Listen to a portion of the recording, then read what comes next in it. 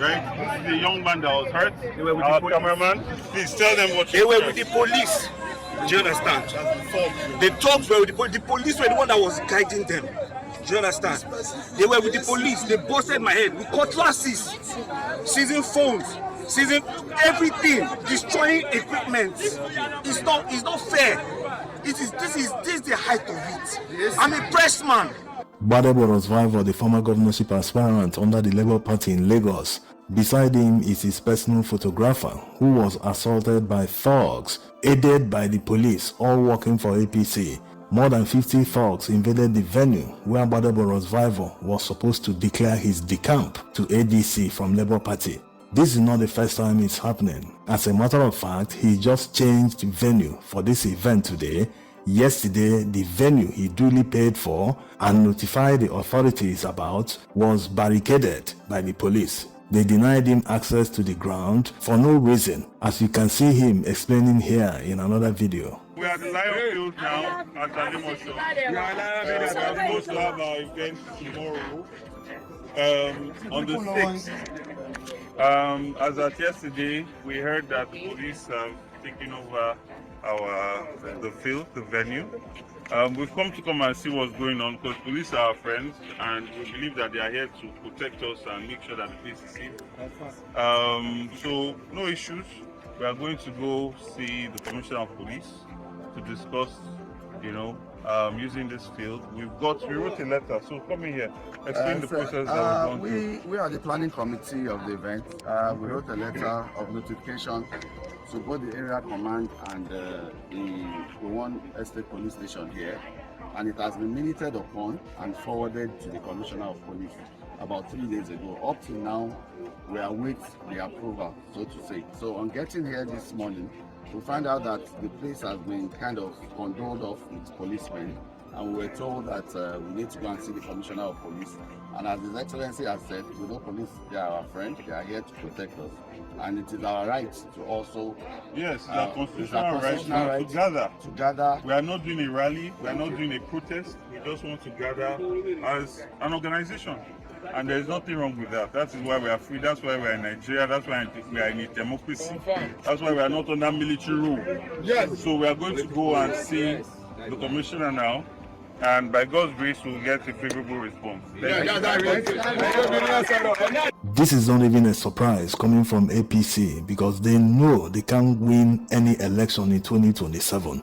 They are resorting to violence and thuggery. They pay thugs peanuts to attack their fellow countrymen who did nothing to them, who are thinking about their well-being, and they want to change the people in. The claw of Asiwaju has started to be growing as we see some of the move is having against opposition recently. Labour Party and Obedient Iyanopaja axis, Alimoso local government axis, they want to host Peter Obi, and it's going to be an official declaration in support for ADC. Road 5 is going to be a convener, Aregbesola is going to be the host, and the venue has been secure. Even the police has granted them permission to hold it. All of a sudden, as they want to enter the venue, the place has been blocked with police and ammo tank. What do you have to say about this attention of the movement called the Obedient Movement that is coming 2027? It is going to be Sumani, thunderbolt, and it's going to strike without, it's going to be, how will I put it? It has no, it's a train, it's a Zionist redemption train, obedient train that is coming. And like what they always say, is a national consensus that Nigerians have decided the direction they are actually going to go. Yes, we have seen recent interviews, in different fora, in different platforms. We are at the first time in the history of Nigeria where Northerners has come out and are to take a decisive, major political players from the Northern extraction, coming to take a decisive decision, on what is going to happen in 2027. But Bola Ahmed Tinubu is left for him to sit back, and tighten his belt very well and know that, the only way that he can stop the political tsunami that's about to sweep him out of office 2027 is to embrace and do the needful within the few months that or few years that is remaining in his administration. But the political atmosphere is already steaming, with what we are seeing in that actually. We don't want to know whether it is what it happened live here in Lagos State, where the Lagos State government, in conjunction with the federal might, shut down Erufai, Arebeshola, the obedient movement, and of course the LP Labour candidate in Lagos State, Gbadebo Vivor, from accessing a venue of their launch or of ADC rally here in Lagos. So it sent a strong signal. I don't know how they are going to navigate from that. The program has been planned, and delegates or supporters everywhere, politicians, the likes of them has already stormed Lagos venue of that event, the Center of Excellence, and hope to launch ADC in Lagos State officially. But unfortunately, we are seeing another dimension to it, another story to it. Tinubu, APC in Lagos State, the governor of Lagos State, Sowolu, and the CP of Lagos State are saying no to that. And the reason is not far-fetched. Why would they experience such thing? Just, suddenly they shut down the venue of that rally, of the official declaration of ADC in Lagos State. Well, that's the kind of politics we are going to start seeing at the moment from now, whether the North is going to shut down their own side from anything that has to do with APC, assessing not any part of the North for APC rally. Well, the game has started, and that's what I told you, that on this platform, we'll give it to you live. The political atmosphere is seriously steaming now.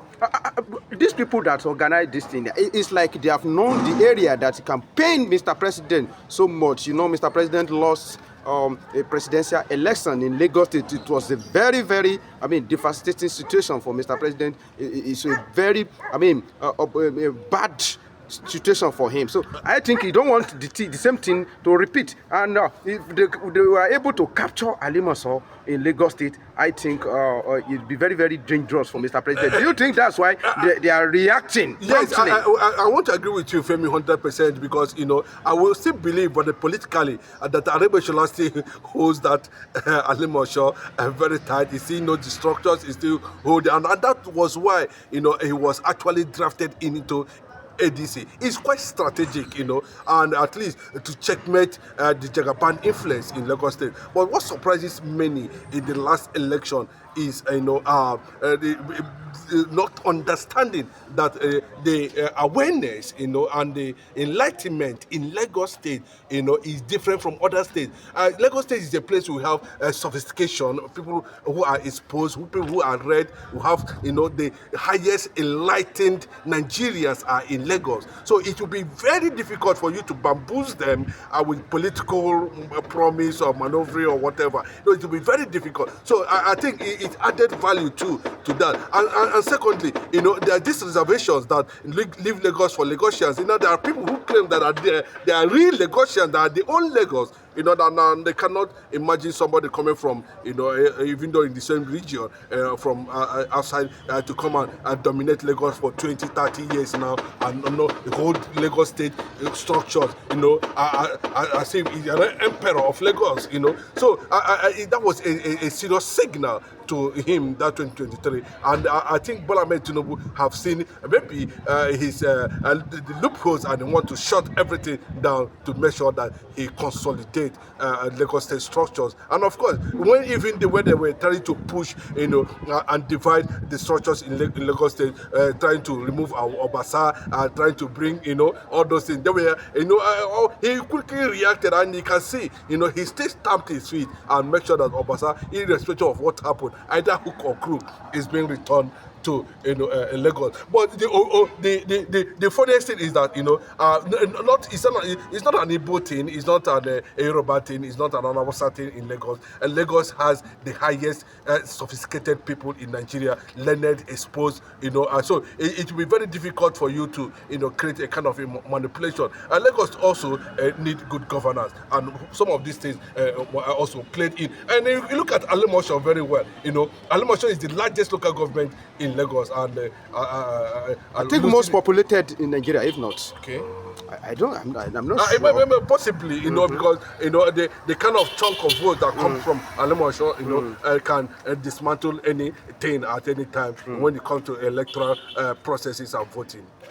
Let's look at it in this way. Sealing a passive venue of opposition, is it good for our democracy? And how long can Tinubu use that one to gag people? How will this kind of arsenal, how effective can it work for President Bola? The president is not in Nigeria currently now. I think he's on a 10 days working rest, so I don't know who is already in charge and who is trying to advise that kind of advice to Mr. President, because you are only going to attract sympathy at the end of the day. I know what sympathy goes with sentiment, and the sentiment can be transferred to electoral or a weapon against your interests.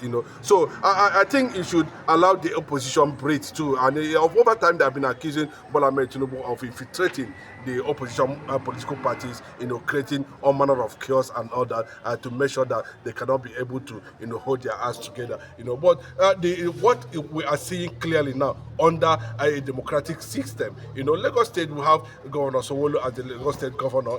He's democratically elected too. But seeing that that Nigerians can no longer have access, to a particular state for a particular position, just like what happened in Edo State, where one Edo governor woke up in one morning and said Obi should not come to Edo State. But unfortunately, Obi has repeated, Edo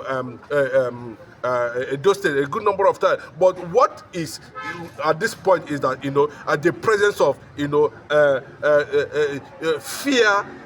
fearful, high-dreaded, hooded, security men, police, and surrounding the venue, shutting it down completely.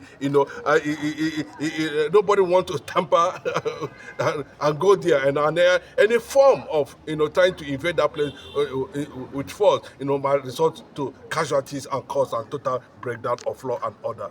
Before I go to El-Rufai, compare the approach of administration of President Bola Ahmed Tinubu with Goodluck Jonathan. Do you see any similarity, or how will it work for President Bola Ahmed Tinubu? Let me tell you, if I were Bola Ahmed Tinubu, he should lessen the burden on the Nigerian masses, and see how he's going to, if it means opening up the border. Hunger is something that, that beats everyone, that got everybody confused. But it can also be a political weapon, so that at that day, there will be a lot of people that will be killed, that will queue on the street to just collect a cup of rice and a cup of beans and one packet of Indomie and do the needful just to have something on their stomach that day.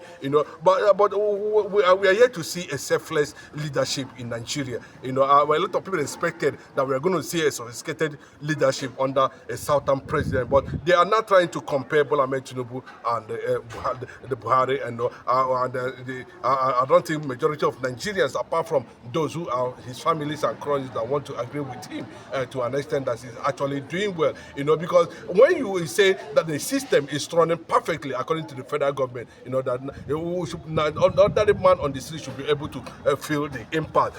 But if you look at what Jonathan did, I think Jonathan gave the opposition a lot of space.